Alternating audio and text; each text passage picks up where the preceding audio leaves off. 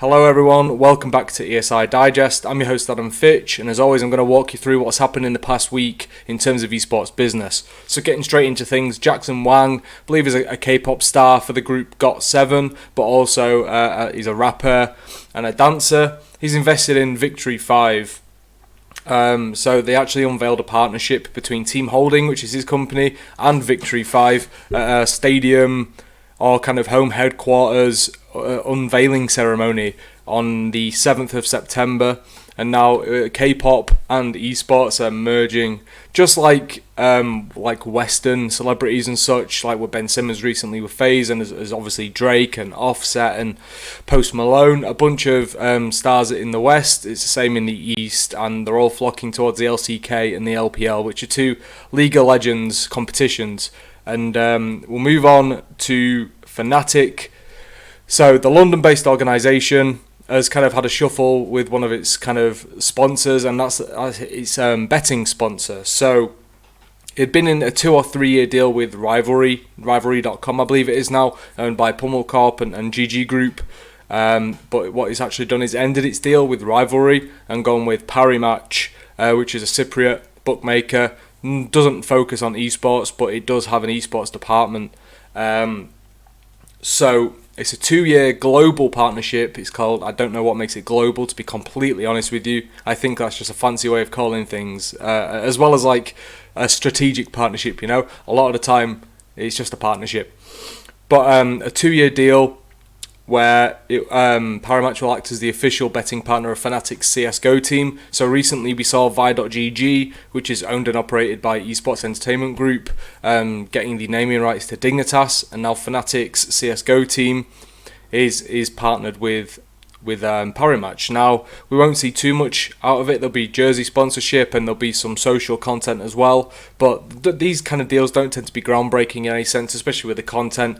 It's more the organizations just making sure they fulfill the impression kind of quote they've given, saying, look, we can get you 10 million impressions in 2 years, partner with us and we'll do that. As opposed to being audience first and going, look, like, what does the audience want to see out of our CSGO team? Okay, let's give them that, you know. It seems to be very numbers driven as opposed to consumer driven, at least from my experience and how I interpret things that I've seen. Now, this could be very different. Hopefully it is, and it is a good partnership, of course. You always wish the best out of these things, but presumably paid quite a bit, as I know Rivalry has put quite a lot of money into its kind of sponsorship program and its endeavours in terms of integrating with organisations and content creators. So we'll move on to the next story, which is Singaporean organisation Team SMG partnering in a 1-year deal with American performance apparel brand Under Armour. Now, things don't look too great for Under Armour at the moment. And in Southeast Asia, it's not quite as developed in terms of esports as it is in Korea and China, even parts of Europe. So theoretically, while I don't know the numbers of this deal, of course it was never released. They never seem to be at all. But I believe it would actually be like a cheaper grab for Under Armour, and it will create branded merchandise for the team, or for the organisation, which has teams in Mobile Legends, PUBG Mobile, and Riot Games' new shooter, Valorant. That all of those players will be kitted out in Under Armour and Team SMG collaborative gear. And Under Armour seemingly trying to compete with the likes of Puma and Adidas and Nike and Champion, which I'll get to at another point, because Champion's doing some sus things at the moment, copying, or seemingly allegedly copying off of Ateo, which is a startup run by 2 great women, Rachel and Brianne, by the way. I want to make sure that we give them their props. But it's not a super groundbreaking deal again. That I think it's the second instance of Under Armour being in the industry. I believe it partnered with the King Pro League maybe a year or 2 ago. But this is its first collaboration with an organisation, as far as I can tell. I can't see any trace of it elsewhere. So it'd be interesting to see if it tries to compete with Nike, who's across like the LPL and a few other organisations. I'm not quite sure. And obviously Adidas, collaborating with G2 recently, released trainers with Team Vitality in the past as well. It's something to keep an eye on, though. Something tells me Under Armour's kind of desperate at this point, trying to kind of recapture some of the market and make some money. I don't know if they'll get it through here, though. Southeast Asia does have a kind of a passionate fan base, and Team SMG, while not the biggest organisation in that region, realistically, It seemingly has some strong fans, a good base behind it to build off of. So that's something to be to keep an eye on. That I find interesting. And the last story I'll cover for this week is the biggest and the most interesting, to be completely honest with you. So Guild Esports, an organisation that launched maybe 3 months ago, off of the hype of David Beckham being a co-owner, so he owns a minority stake in the organisation. It's planning an IPO on the London Stock Exchange now. Initially, it was looking for a 100 mil valuation. Now it's seeking a 50 mil valuation. These are in pounds, I should add. But it owns nothing. It doesn't own any IP.